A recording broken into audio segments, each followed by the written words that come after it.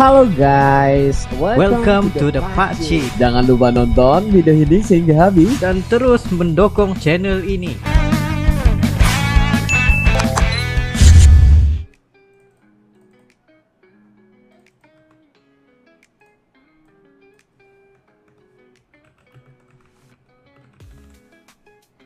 Sebelum kita memulakan video kita pengen lihatkan Anda semua dengan HP Infinix GT 10 Pro. HP ini mempunyai 16GB of RAM, yaitu 8GB plus 8GB virtual RAM serta 600.000 benchmark, dan juga sesuai untuk bermain game-game heavy seperti Genshin, Kereta, seterusnya COD, PUBG dan pelbagai lagi, serta swafoto yang sangat menarik perhatian untuk vlogging juga, untuk selfie dan pelbagai lagi kegunaan dengan harga hanya 3 juta rupiah, yaitu RM1.000. Dapatkannya di toko-toko yang berdekatan Anda. Assalamualaikum warahmatullahi wabarakatuh. Kembali lagi dalam The Pakcik dan juga Arili. Assalamualaikum guys, apa kabar kalian? Semoga sehat-sehat selalu guys. Alhamdulillah kita bertemu lagi di channel The Pakcik, channel yang memberikan kita informasi, entertainment dan juga reaksi yang jujur aja ya guys. Yes guys, untuk kali ini ya menuju HUT RI ya, yang mana ya, kita bakal mengupas ya tentang teknologi, siap pembangunan dan juga apa yang udah dilakuin nih di IKN ya. Dan juga sebenarnya kita penasaran juga, selama ini kita udah melihat daripada segi luarannya saja Pak Ci ya. Tetapi kita pengen tahu yang sebenarnya teknologi apa yang digunakan di dalam membentuk ataupun membangunkan gedung Istana IKN ini guys ya. Jadi ini juga. Yes, daripada channelnya seputar MK, kita bakal melihat beginilah teknologi gedung Istana IKN. Flash news seputar MK. Jadi nggak perlu basa-basi, kita bakal melihat dalam 3, 2, 1 and go.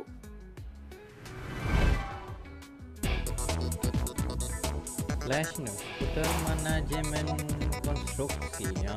Hai Sobat MK, kembali lagi di channel seputar MK. Ngobrolin tentang ibu kota Nusantara semakin menarik menjelang perayaan HUT Indonesia ya. Kali ini kita akan mengajak Sobat MK untuk cari tahu tentang teknologi konstruksi yang ada di IKN. Jadi Sobat MK, dalam pembangunan ibu kota Nusantara ini mengadopsi beberapa teknologi konstruksi yang menarik. Beberapa di antaranya yaitu teknologi MOBOX atau mobile box, teknologi modular volumetric mobile box atau disingkat dengan MOBOX ini dikembangkan oleh PT Adikarya. MOBOX terdiri dari 3 tipe, 6x6, 3x6, dan 3x3. Dan menggunakan sistem desain dan konstruksi dengan unit modular presisi yang difabrikasi di luar lokasi. Itu apa Pak Ci? Modular presisi itu apa? Oke, ini kalau di dalam konstruksi ataupun construction, prefab nih ialah prefabrication nih, mereka akan buat di kilang dahulu sebelum masuk di kawasan yang ingin dibinakan. Selalunya lah. Oh, udah siap lah. Udah siap. Jadi tinggal dibawa semua itu untuk dipasang terus. Jadi contoh lah, kalau standard lah, satu gedung itu memerlukan 1 tahun. Contohnya 1 tahun. Tetapi kalau prefab ini hanya memerlukan mungkin 3 bulan udah siap semua. Kayak gitulah. Cepat itu ya teknologisnya. Sebabkan itu IKN bisa siap sehingga 80% ya sekarang nih. Ya, benar-benar. Mari kita lihat lagi guys. Keunggulan MOBOX ini adalah kemampuannya untuk menyesuaikan dengan kebutuhan dan mempercepat proses konstruksi di lapangan. MOBOX telah teruji sebagai bangunan tahan gempa, mudah dibongkar pasang, dan dapat dibangun tanpa menggunakan alat berat. Nggak sia-sia kamu belajar teknologi MOBOX ini sudah diulas di video kami di YouTube seputar MK ya. Jadi silahkan nanti ditonton. Kemudian yang kedua yaitu menggunakan Building Information Modeling atau BIM. IKN juga memanfaatkan teknologi BIM untuk mempercepat pembangunan. BIM adalah metode yang memungkinkan pengelolaan informasi konstruksi secara terintegrasi, termasuk perencanaan, desain, dan konstruksi. Maksudnya di sini BIM itu ialah Building Integrated Modeling, di mana kita akan bina secara virtual semua sekali.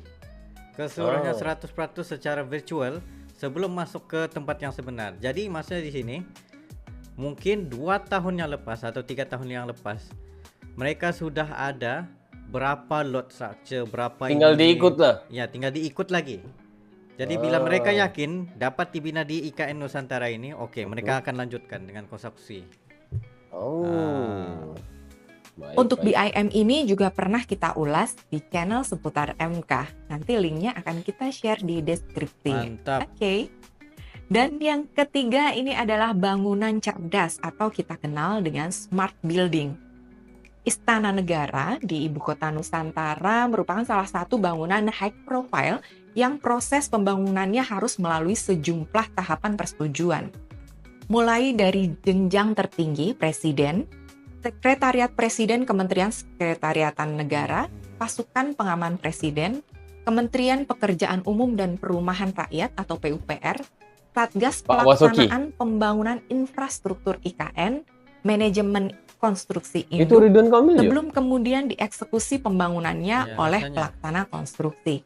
Itu belakangnya Hal kan? ini karena Istana bukan. Negara termasuk dalam Dia. proyek Yang vital nasional Ya, yang harus seperti dia dijaga marwah dan kewibawaannya. Bentuknya merefleksikan burung Garuda yang dirancang dengan tampilan monumental dan simetris yang dominan. Diimplementasikan pada wajah depan istana dengan pilar-pilar tinggi sejumlah 34 pilar. Konsep keseimbangan bukan hanya pada tampilan bangunan, namun juga secara keseluruhan kawasan. Selain itu, bangunan dengan nilai kontrak sebesar 1,3 T ini juga didesain tanggap iklim dan meminimalisasi perubahan terhadap bentuk dan kondisi topografi tapak.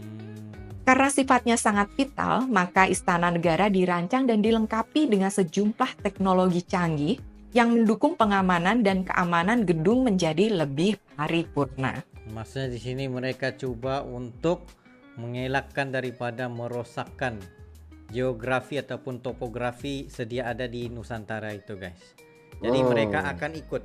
Contoh macam kalau ada begitu bentuknya gunung Ganang ini, mereka akan ikut juga. Desainnya kayak gitu. Nggak mau merusak alam lah ya. Ya, berbanding dipotong terus, bagus diikut gitu. Mantap. Bangunan yang konstruksinya dikerjakan oleh KSO PT PP Persero Tbk dan PT Wika Persero Tbk ini mengadopsi konsep smart building. Terdapat elemen otomatisasi pada bangunan seluas 19.085 meter persegi dengan lahan 25.154 meter persegi ini. Berikut teknologi canggih smart building Istana Negara di IKN.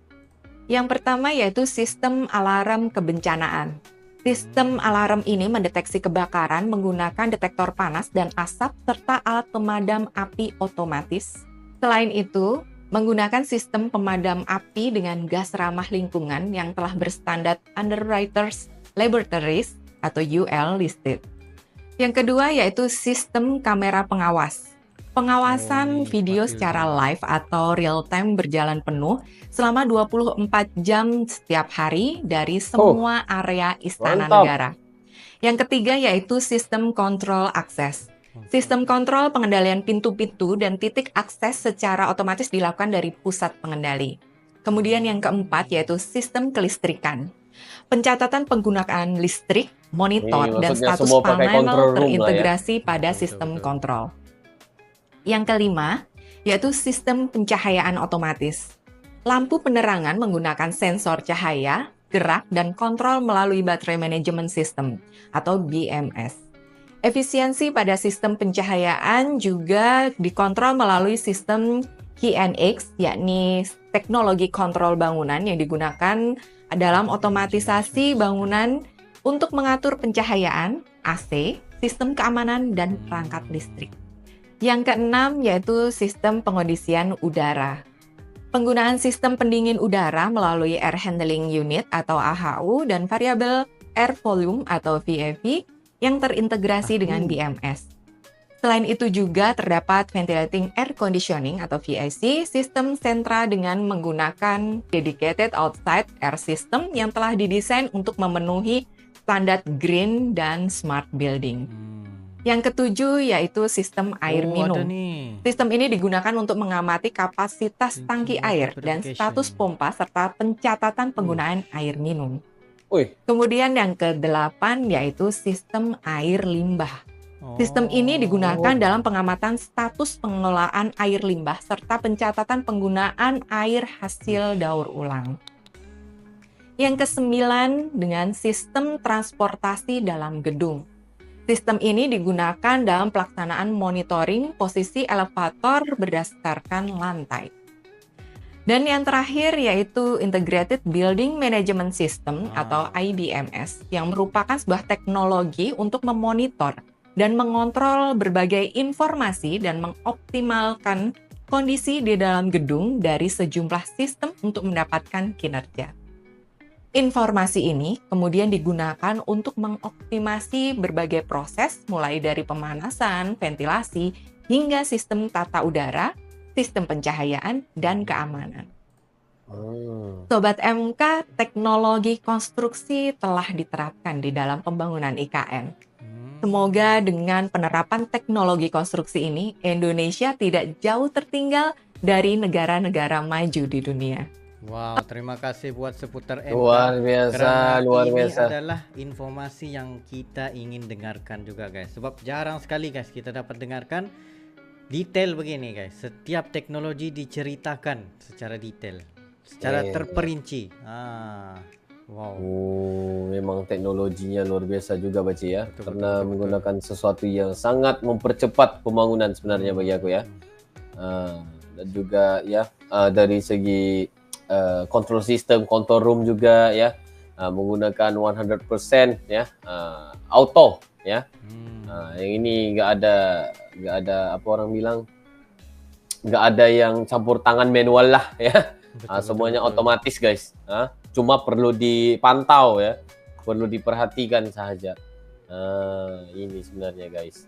Jadi guys, ini nggak perlu dibahas panjang, kalian harus komentar seperti biasa. Gimana dengan teknologi ini? Adakah kalian adakah kalian bersetuju ya dengan sistem yang digunakan? Adakah kalian merasa apa yang dibuat, apa yang dibikin di IKN ini memberikan impak ataupun memang akan menunjukkan kepada dunia tentang teknologi Indonesia juga ya? Tapi bagi kita berdua yang paham akan arsitektur, paham akan sumber alam, dan juga paham tentang konstruksi lah. Jadi kita itu rasanya Waci kita bersetuju dan juga sangat-sangat respect ya dengan pembangunan ini. Yes, betul. Karena menggunakan semua jalur yang ada ya, gunung ganang apa semua nggak diganggu guys. Luar biasa. Yes, ya. penting bisa untuk bermain dengan topografi, artinya tempat itu bakal selamat lah daripada bencana-bencana yang tidak diinginkan. Iya. Jadi guys, makasih kepada kalian yang udah nonton video ini sehingga habis bersama dengan kita. Mungkin itu satu kali ini Baci ya. Itu saya pada berdua. Sekiranya kalian ada lagi sebarang video untuk direaksi, just komen dan bersedia dan insyaallah kami yang coba terbaik untuk mensajikan video-video Anda. Ya, mungkin itu satu kali ini. See you for the next video. Assalamualaikum, bye.